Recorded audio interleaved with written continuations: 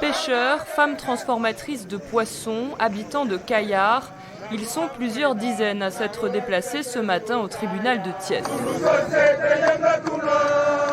Soutenus par l'ONG Greenpeace, ils assignent en justice l'usine Barna Sénégal, rebaptisée Touba Protéines Marines, et réclament la suspension de ses activités. Il y a une atteinte au code de l'environnement qui interdit que des établissements de classe 1 puissent être implantés à moins d'un rayon de 500 mètres de toute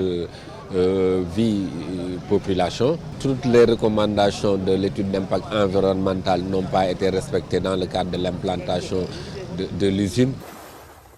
C'est à quelques dizaines de kilomètres de Thiès, dans la ville côtière de Kayar, que se situe l'usine. Matindao y est née et vit de la transformation de poissons depuis ses 13 ans. Aujourd'hui, son activité tourne au ralenti. Mais surtout, cette mère de 9 enfants déplore une dégradation de la qualité de l'eau. Avant, l'eau était pure. Et maintenant, l'eau est gâtée. Personne ne boit maintenant l'eau. Personne. On achète toujours l'eau. Des sachets de 50 francs, des bouteilles de 100 francs, des bouteilles de 1000 francs.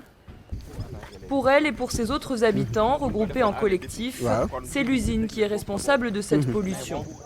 Ils ont fait analyser l'eau par un laboratoire de Dakar qui a conclu à la présence de taux élevés de métaux toxiques comme le chrome, le sélénium ou le mercure.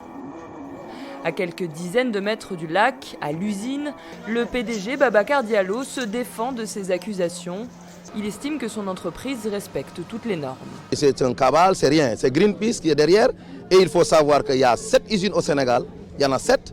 Et c'est seulement ces 3 jeunes de Kayar qui se mêlent et qui parlent toujours de Barna Sénégal. Et pourquoi toujours Barna? Il y a les 6 autres usines et les autres 10 villes. Parce que ces jeunes sachent que l'État et le pays ont besoin de ces usines. Lors de la première audience au tribunal de grande instance de Thiès, les avocats de la défense ont obtenu un report du procès. La prochaine audience aura lieu le 6 octobre. Alison Fernandez pour VOA Afrique, Dakar.